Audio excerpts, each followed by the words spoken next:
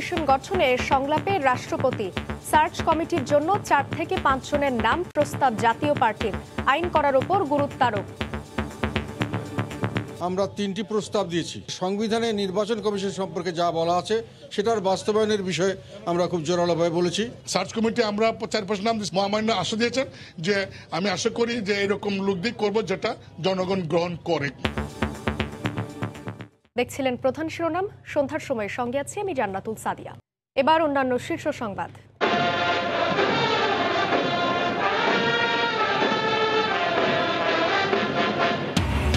নৌবাহিনীকে যুগোপযোগী ও শক্তিশালী করতে কাজ করছে সরকার।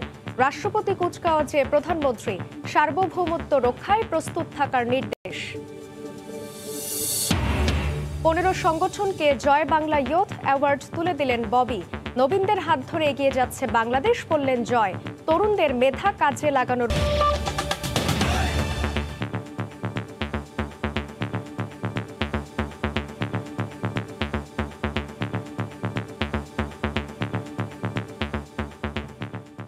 শুরু হলো নতুন নির্বাচন কমিশন গঠনে রাজনৈতিক দলগুলোর সঙ্গে রাষ্ট্রপতির সংলাপ। বিকেলে বঙ্গভবনে সংসদের বিরোধী দল জাতীয় পার্টির সঙ্গে এই সংলাপ হয়। পরে জাতীয় পার্টির প্রতিনিধি দল তাৎক্ষণিক প্রতিক্রিয়ায় জানান, নতুন আইন প্রণয়নের পাশাপাশি সার্চ কমিটি করতে নামও প্রস্তাব করা হয়েছে। সালাউদ্দিন লিয়ার ক্যামেরায় আরও জানাচ্ছেন দেবাশিস রায়। 2 বছর পর জাতীয় সংসদ নির্বাচন যে কর্তৃপক্ষের অধীনে অনুষ্ঠিত হবে, সাংবিধানিক সংস্থা সেই নির্বাচন কমিশনের দায়িত্বে কারা আসবেন সেসব নিয়েই রাজনৈতিক অঙ্গনে উত্তাপ ছড়াতে শুরু করেছে রাষ্ট্রপতির সংলাপ। নতুন নির্বাচন কমিশন গঠনে নিবন্ধিত রাজনৈতিক দলগুলোর সঙ্গে রাষ্ট্রপতি সংলাপে প্রথম দিনে ডাক পেয়েছে সংসদে বিরোধী দল জাতীয় পার্টি। সোমবার বিকেল 4টায় বঙ্গভবনে প্রবেশ করেন দলটির প্রতিনিধিরা। বিকেল 4টায় বঙ্গভবনে রাষ্ট্রপতির এই সংলাপে জাতীয় পার্টির চেয়ারম্যান জিএম কাদেরের নেতৃত্বে 8 সদস্যের প্রতিনিধি দল যোগ দেন। এ সময় তারা কমিশন গঠনে দলীয় মতামত উপস্থাপন করেন রাষ্ট্রপ্রধানের কাছে। জানান কমিশন গঠনে নতুন আইন প্রণয়নের প্রস্তাব। প্রায় 2 ঘন্টা বৈঠক শেষে বেরিয়ে বঙ্গভবনের ফটকে গণমাধ্যম কর্মীদের মুখোমুখি হন জাতীয় পার্টির প্রতিনিধি দল। তাৎক্ষণিক প্রতিক্রিয়ায় দলের চেয়ারম্যান জানান, তারা আইন প্রস্তুত করার জন্য পথ দেখিয়েছেন। এই আইনে সুস্পষ্টভাবে ব্যাখ্যা থাকতে হবে, যাতে করে উনি ওই গাইডলাইন নিয়ে উনি সেরকম ব্যক্তিকেই সিলেকশন করবেন যারা যোগ্য এবং একই সঙ্গে যারা গ্রহণযোগ্য। আর একই সঙ্গে আমরা এটাও বলেছি যে নির্বাচন কমিশন গঠন করলেই হবে না, নির্বাচন কমিশনকে আমাদের যথেষ্ট পরিমাণে তাদের কর্তৃত্ব দিতে হবে। নতুন আইনের পাশাপাশি সার্চ কমিটি গঠন করার জন্য জাতীয় পার্টি মনোনীত 4-5 জন সদস্যের নামও প্রস্তাব করা হয়েছে রাষ্ট্রপ্রধানের কাছে, জানান জিএম কাদের। খুব আন্তরিক পরিবেশে বিস্তারিত আলাপ আলোচনা হয়েছে। আমরা 3টি প্রস্তাব দিয়েছি। পরে দলটির আরেক নেতা মুজিবুল হক চুন্নু সাংবাদিকদের বলেন, জাতীয় পার্টি একটি নির্বাচনমুখী দল, সরকারের শুভ উদ্যোগে তারা পাশেই থাকবেন। আস্তে আস্তে সার্চ কমিটি আমরা 4-5 নাম দিচ্ছি, এরা গ্রহণযোগ্য এই ব্যক্তি বা এই ধরনের ব্যক্তি যদি সার্চ কমিটি গ্রহণ করেন, তাহলে আমাদের বিশ্বাস ওই সার্চ কমিটি নিশ্চয়ই একটা ভালো ইলেকশন কমিশন গঠন করতে পারবে। মহামান্য আশা দিয়েছেন যে আমি আশা করি যে এরকম লোক দিয়ে করবো যেটা জনগণ গ্রহণ করে। সংলাপের এই ধারাবাহিকতায় 22 ডিসেম্বর রাষ্ট্রপতির সঙ্গে বৈঠকে বসবেন জাসদ নেতারা। এরপর 3 দিনের বিরতি শেষে 26 থেকে 29 ডিসেম্বর পর্যন্ত বিভিন্ন দলের সঙ্গে টানা চলবে এই রাজনৈতিক সংলাপ। দেবাশিস রায়, সময় সংবাদ, ঢাকা। প্রধানমন্ত্রী শেখ হাসিনা বলেছেন, সশস্ত্র বাহিনীর উন্নয়নের পাশাপাশি দেশের অর্থনৈতিক ও সামাজিক উন্নয়নে বর্তমান সরকার নিরলসভাবে কাজ করে যাচ্ছে। চট্টগ্রামে নেভাল একাডেমিতে নৌবাহিনীর শীতকালীন কুচকাওয়াজ অনুষ্ঠানে গণভবন থেকে ভার্চুয়ালি অংশ নেন প্রধানমন্ত্রী। সরকার প্রধান বলেন, নৌবাহিনীকে যুগোপযোগী ও শক্তিশালী করতে নানামুখী কাজ চলছে। দেশের সার্বভৌমত্ব রক্ষায় বাহিনীর সদস্যদের প্রস্তুত থাকার নির্দেশ দেন শেখ হাসিনা।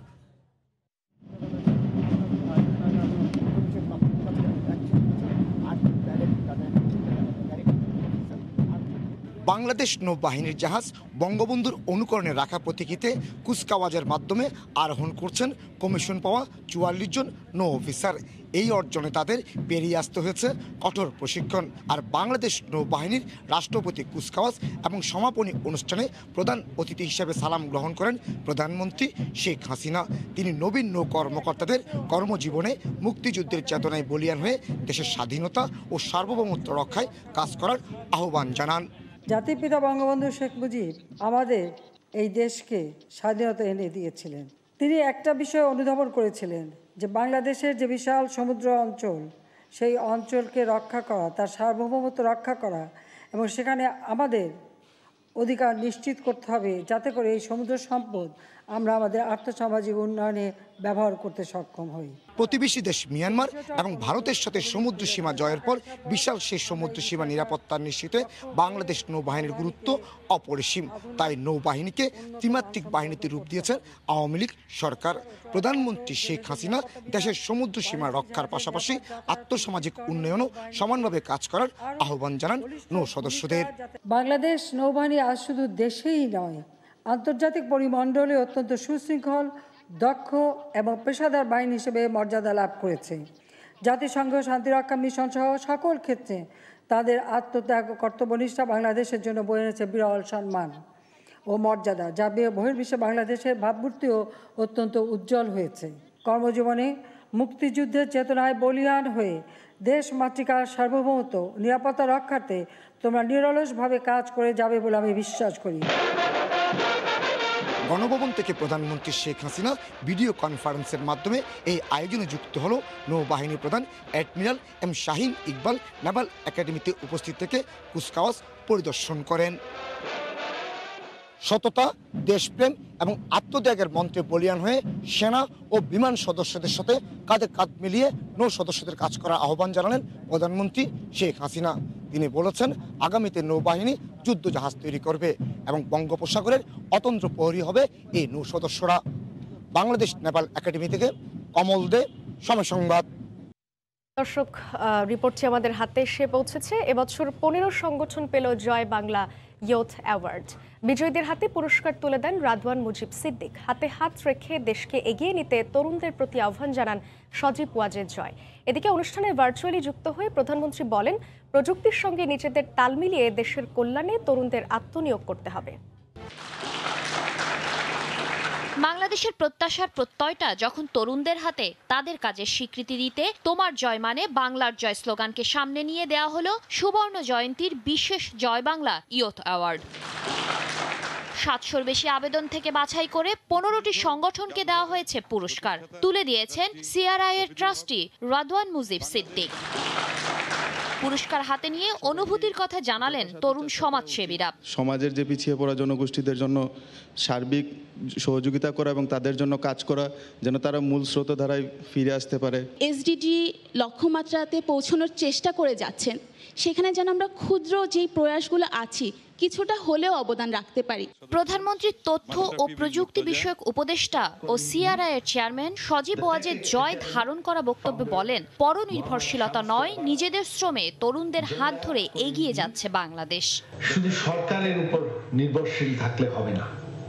তাই আমাদের উদ্দেশ্য যে আমাদের দেশে যারা দেশের জন্য পরিশ্রম করছে, তারা নিজেদের সময় দিচ্ছে, অর্থায়ন দিচ্ছে, পরিশ্রম দিচ্ছে, তারা কারো কাছে হাত পেতে নেয়। তাদের ইচ্ছা হচ্ছে বিভিন্ন মানুষের সমস্যা সমাধান করা। অনুষ্ঠানে প্রধান অতিথির বক্তব্যে প্রধানমন্ত্রী শেখ হাসিনা বলেন, তরুণ মেধাবীদের হাত ধরেই এগিয়ে যাচ্ছে বাংলাদেশ।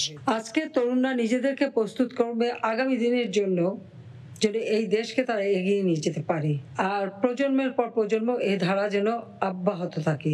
একটা কথা মনে রাখতে হবে যে আমাদের স্বাধীনতা অর্জন, এর পিছনে তরুণের শক্তি, উদ্যম কাজ করে। ইয়াং বাংলা প্ল্যাটফর্ম 50,000-এর বেশি স্বেচ্ছাসেবী এবং 315-টির বেশি সংগঠনকে সাথে নিয়ে চলা এই সংগঠনটির সদস্য সংখ্যা বর্তমানে প্রায় 3 লাখ। শাতিলা শারমিন, সময় সংবাদ, ঢাকা। দেশে পর্যাপ্ত চালের মজুদ থাকার পরও ব্যবসায়ীদের অতি মুনাফা আর পরিবহন ব্যয় বাড়ার কারণে বাজারে সরু চালের ঊর্ধ্বমূল্য নিয়ন্ত্রণ করা যাচ্ছে না বলে জানিয়েছেন খাদ্যমন্ত্রী। এদিকে দেশে মিনিকেট কিংবা নাজিরশাইল নামে কোনো জাতের চাল নেই বলে জানিয়েছেন খাদ্য সচিব। বর্তমানে দেশের খাদ্য গুদামগুলোতে প্রায় 14 লাখ মেট্রিক টন চাল ও 3 লাখ মেট্রিক টন গমের মজুদ রয়েছে। এদিকে খাদ্য পরিকল্পনা ও পরিধারণ কমিটির সিদ্ধান্ত অনুসারে চলতি আমন মৌসুমে 40 টাকা কেজি দরে 5 লাখ টন চাল ও 27 টাকা কেজি দরে 3 লাখ টন ধান সংগ্রহের লক্ষ্যমাত্রা নেওয়া হলেও এ পর্যন্ত 1,88,000 মেট্রিক টন চাল সংগ্রহ করা হয়েছে।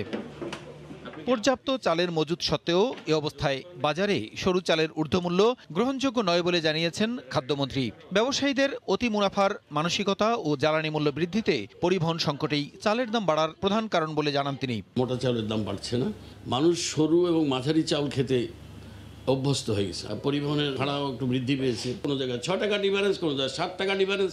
আমাদের মানবিকতাই তো মনে যেন খালি কিভাবে আমরা প্রফিট করব। এদিকে সম্প্রতি সরকারের এক গবেষণা মতে দেশের বাজারে মিনিকেট কিংবা নাজির বলতে কোনো চাল নেই জানিয়ে খাদ্য সচিব জানান, চালের কত শতাংশ ছাঁটাই করা যাবে ও পলিশ করা যাবে এ ব্যাপারে শিগগিরই একটি নীতিমালা করা হবে।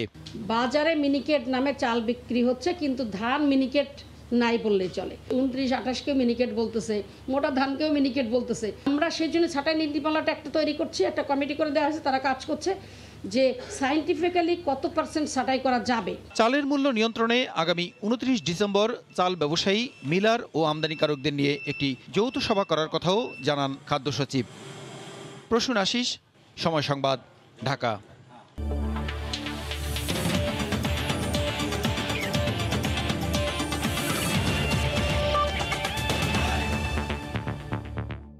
জিম্বাবুয়ে ফেরত ওমিক্রন আক্রান্ত 2 নারী ক্রিকেটার করোনা নেগেটিভ হয়েছেন। 20 দিনের কোয়ারেন্টাইন শেষে বাড়িতে ফিরেছেন তারা। জিম্বাবুয়েতে বিশ্বকাপ বাছাইয়ে মাঠের পারফরমেন্সে খুব ভালো সময় পার করছিল নিগার সুলতানা জ্যোতির দল। প্রথমবারের মতো সরাসরি বিশ্বকাপে খেলা নিশ্চিত করে টাইগ্রেসরা। 1 ডিসেম্বর দেশে ফেরে নারী দল। ঢাকায় করোনা পরীক্ষার পর জানা যায় দলের 2 ক্রিকেটার করোনার ওমিক্রন ভ্যারিয়েন্টে আক্রান্ত হয়েছেন, তাই পুরো দলকে আবারও আইসোলেশনে পাঠানো হয়। বর্ধিত কোয়ারেন্টাইন পর্ব শেষে অবশেষে নেগেটিভ রিপোর্ট নিয়েই বাড়িতে ফিরেছেন রুমানা সালমারা।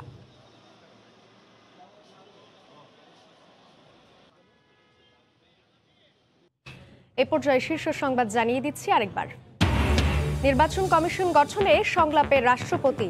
সার্চ কমিটির জন্য 4 থেকে 5 জনের নাম প্রস্তাব জাতীয় পার্টির। বিএনপি আওয়ামী লীগ পাল্টাপাল্টি বক্তব্য।